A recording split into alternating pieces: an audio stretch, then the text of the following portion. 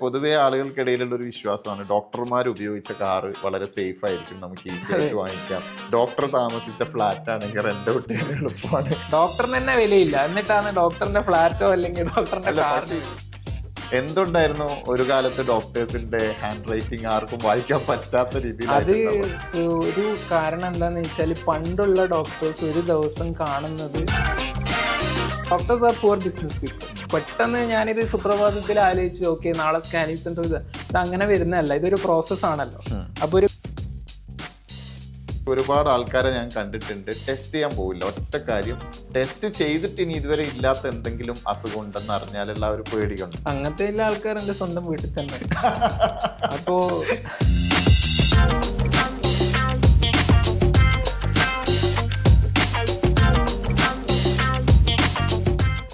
ഈ അടുത്ത കാലത്തായിട്ട് സോഷ്യൽ മീഡിയയിലൊക്കെ ഏറ്റവും കൂടുതൽ കാണുന്ന ഒരു കാര്യമാണ്, കേരളത്തിലേക്ക് വലിയ വലിയ കോർപ്പറേറ്റ്സ് ഹോസ്പിറ്റലുകളിൽ വലിയ ഇൻവെസ്റ്റ്മെന്റുകൾ നടത്തുകയാണ്.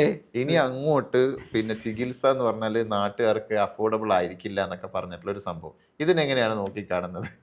എൻ്റെ വ്യക്തിപരമായിട്ടുള്ള അഭിപ്രായം, ഈ വലിയ കോർപ്പറേറ്റ്സ് വന്നത് കൊണ്ട് തന്നെ ഇപ്പം കണ്ണൂരിൻ്റെ ഒരു ഉദാഹരണം നോക്കിയാൽ മതി. കാലങ്ങളായിട്ട് നമ്മൾ എന്താ ചെയ്യുന്നത്, ഇവിടെ ഇല്ല ഒരു 10 വർഷം മുമ്പ്, ബിഫോർ 2010 ഇവിടെ ഈ 3 വലിയ ഹോസ്പിറ്റൽസ് വരുന്ന മുന്നേ എന്താ ചെയ്യും, നമുക്ക് ഒരു പ്രൈമറി പ്രാഥമികമായിട്ട് ചികിത്സ ഇവിടുന്ന് ചെയ്യും.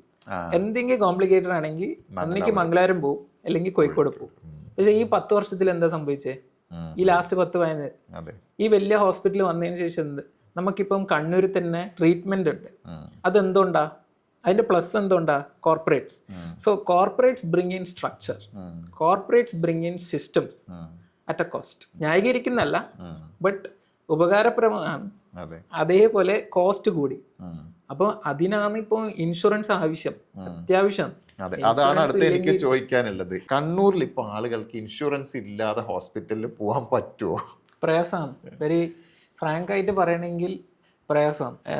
നിലവില് അതായത് ഇപ്പൊ ഗവൺമെന്റ് സെക്ടർ ഞാൻ പറയുന്നില്ല, ഗവൺമെന്റ് സെക്ടർ കേരളത്തിൽ തന്നെ, ഇന്ത്യയിൽ തന്നെ വളരെ ഒരു ലീഡറായിട്ടുള്ളത് കേരള ഹെൽത്ത് സർവീസും അതിന്റെ ഗവൺമെന്റ് സെക്ടർ സർവീസും കാര്യങ്ങളിലാണ്.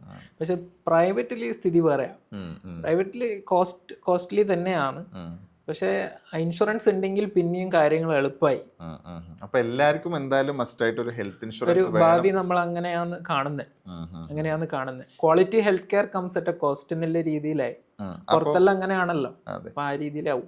ഇപ്പൊ നമ്മുടെ കണ്ണൂരിന്ന് ഹോസ്പിറ്റലിൽ എത്തുന്ന പേഷ്യൻസിലൊക്കെ വളരെ എത്രത്തോളം ആളുകൾക്കാണ് ഇൻഷുറൻസ് ഉള്ളത് നിലവിൽ? ഇപ്പൊ ഞാൻ പ്രാക്ടീസ് ചെയ്യുന്ന കിംസ് റീചന്ദ് ഹോസ്പിറ്റലിൽ, അപ്പം ഒരു ശരാശരി മേ ബി ഒരു 60 to 70% ഇൻഷുറൻസ് കേസാണ്. ബാക്കിയുള്ളത് പേയ്മെന്റ് കേസായിട്ട് വരും. അതായത് അവർക്ക് ഇൻഷുറൻസ് ഇല്ല. പക്ഷെ എന്തെങ്കിലും ഡിഫിക്കൽട്ട് പേഷ്യൻസും കാര്യങ്ങളും ഉണ്ടെങ്കിൽ ഇവിടുത്തെ മാനേജ്മെന്റ് വെരി വില്ലിങ് ആണ്, എന്തെങ്കിലും ഡിസ്കൗണ്ട് ചെയ്ത് കൊടുക്കാനും അങ്ങനെല്ലാം കുറച്ച് ഫ്ലെക്സിബിൾ ആയിട്ടുണ്ട്.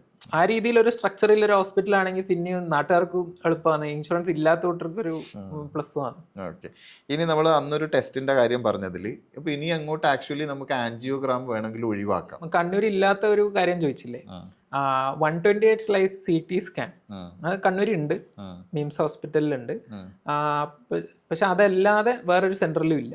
അതിപ്പോ സിഗ്മ സ്കാൻസിൽ ഇൻട്രൊഡ്യൂസ് ചെയ്തിട്ടുണ്ട്. ഈ 128 സ്ലൈസ് CT സ്കാനിങ്ങിന്റെ പ്രത്യേകത എന്താണെന്ന് വെച്ചാൽ കാർഡിയാക് സ്കാനിങ് ചെയ്യാൻ പറ്റുന്ന ഒരു സംവിധാനമുണ്ട്, കാർഡിയാക് ആൻജിയോഗ്രാം.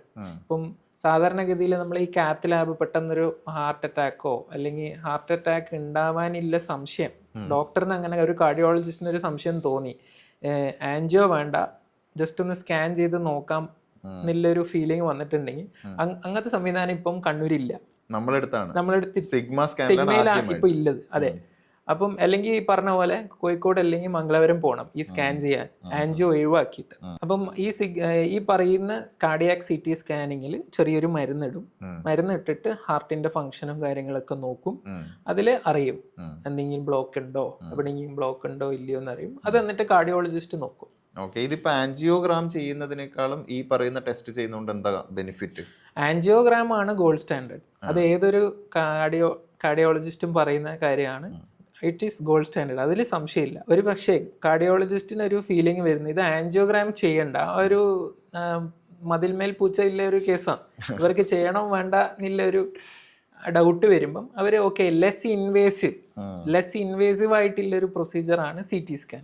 മറ്റേത് ഹോസ്പിറ്റലിൽ അഡ്മിറ്റ് ആവണം, കാത്ത് ലാബിൽ ഷിഫ്റ്റ് ചെയ്യണം, ഇഞ്ചക്ഷൻ ഇടണം, അങ്ങനത്തെ ചടങ്ങൊക്കെ ഉണ്ട്. ചാർജസിലും വലിയ ചാർജസ് ഇപ്പം ഇത് 15,000 റുപ്പീസ്, സിഗ്മയിൽ 15,000 റുപ്പീസിനാണ് ഈ പറയുന്ന കാർഡിയാക്ക്. അത് നമ്മൾ ആൻജിയോഗ്രാം ആണ് ചെയ്യേണ്ടത്, അത് കുറച്ച് കൂടും. എത്രത്തോളം? ഹോസ്പിറ്റൽ ചാർജ് എന്തായാലും ഒരു 30-40% കൂടും. ഓ അത് ശരി. ഈസിലി നമ്മൾ സിഗ്മ സ്കാൻസിൽ വളരെ ഫാസ്റ്റ് ആയിട്ട് റിപ്പോർട്ട് കൊടുക്കാൻ പറ്റും, അങ്ങനെയുണ്ടോ?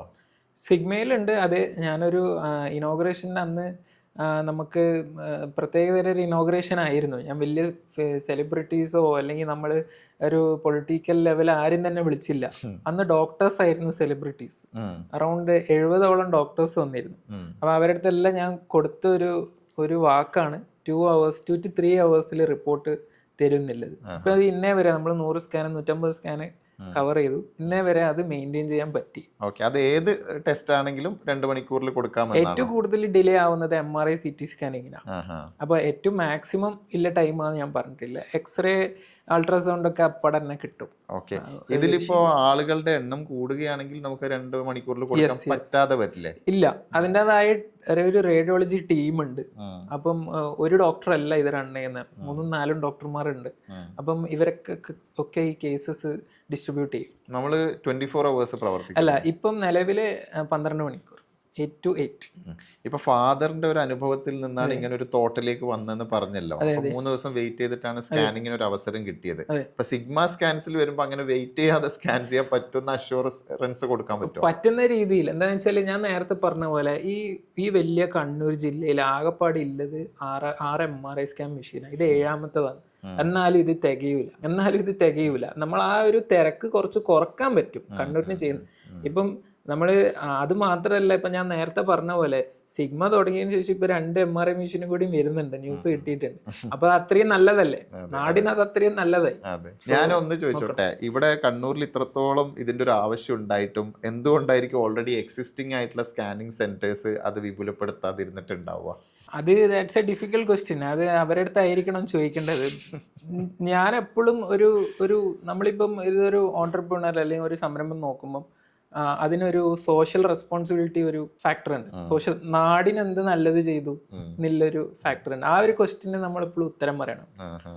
അപ്പോൾ അതിൻ്റെ ഭാഗമായിട്ട് തന്നെ സിഗ്മയിൽ ഇപ്പം അപ്പാർട്ട് ഫ്രം ഈ സ്കാനിങ് നിരക്ക് കുറച്ച് കുറവും പിന്നെ ഫെസിലിറ്റീസ് കൂടുതലാണെങ്കിലും ഇപ്പം നമ്മളിപ്പോൾ പോയിക്കൊണ്ടിരിക്കുന്ന 2 ക്യാമ്പയിനിങ്ങും നല്ല രീതിയിൽ പോകുന്നുണ്ട്.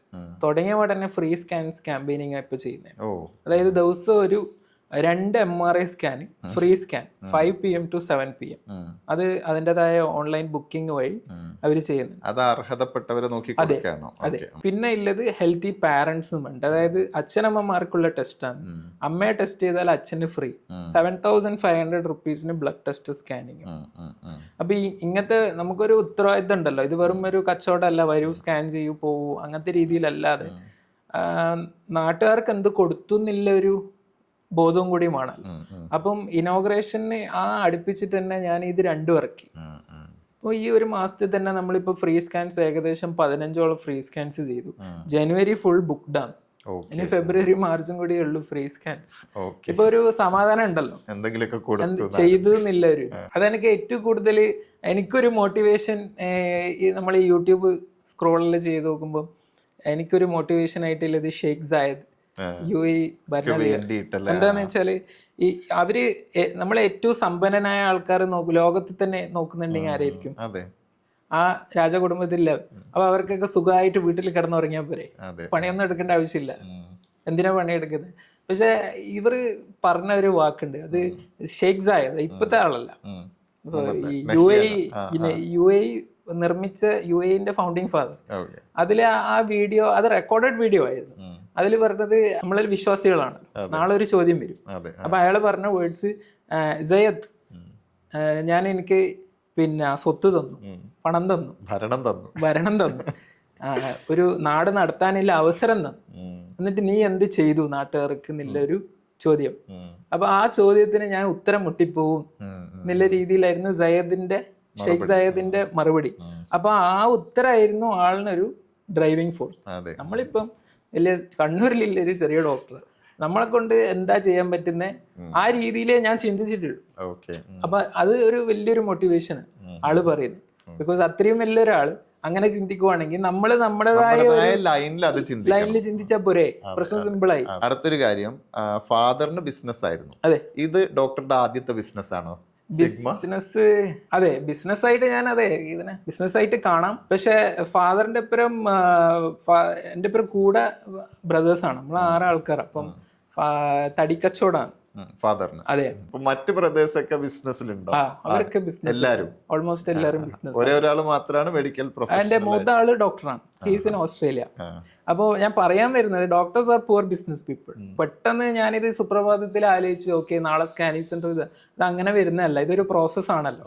അപ്പൊ ഒരു ബേസിക് ബിസിനസ് ഇൻസ്റ്റിങ് ഉണ്ടാവണം. എന്റെ ഫാദർ എങ്ങനെയാന്ന് വെച്ചാൽ, നമ്മൾ ഈ 10th 12th ലീവ് ഒക്കെ ഉണ്ടാവുമ്പം കൗണ്ടറിൽ ഇരുത്തിക്കും. കൗണ്ടറിൽ ഇരുത്തിയാൽ എന്താ, നിങ്ങൾക്ക് ഡയറക്റ്റ് കസ്റ്റമർ ആയിട്ടില്ല, സ്ക്വയർ ഫീറ്റ് കണക്കും ക്യൂബിക് ഫീറ്റ് കണക്കും കാര്യങ്ങളെല്ലാം അറിയണം. അവിടെ ഒരു ഇന്ററാക്ഷൻ വന്നു.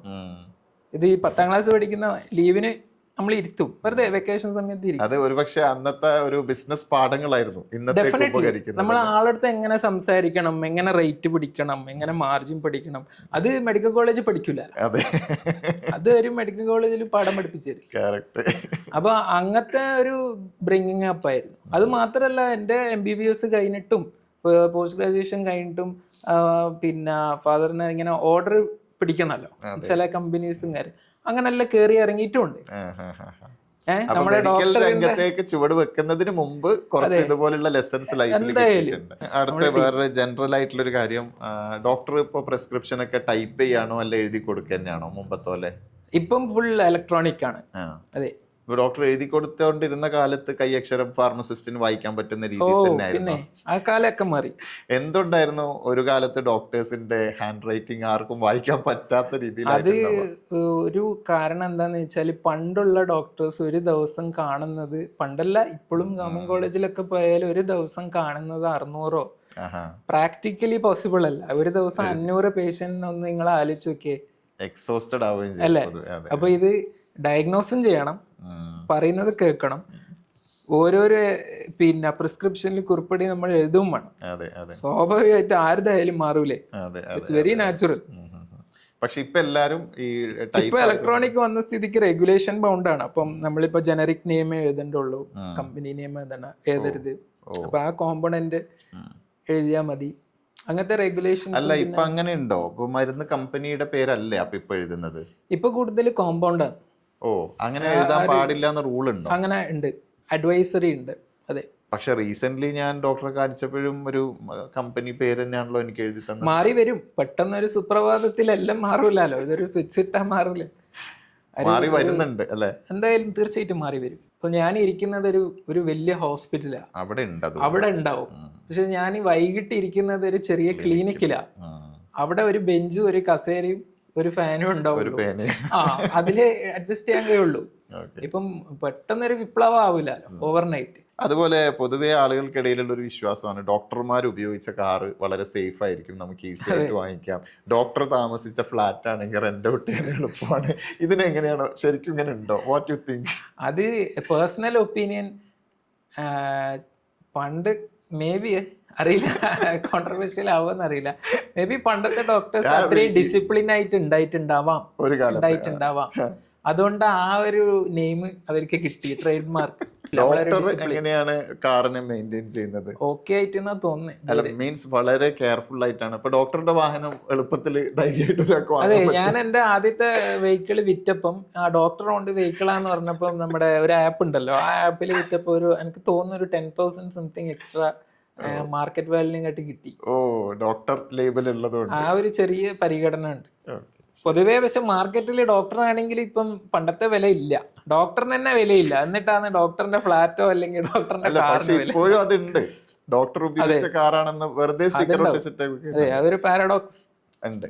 അടുത്തൊരു കാര്യം നമുക്ക് പെട്ടെന്ന് വൈൻഡപ്പ് ചെയ്യാം.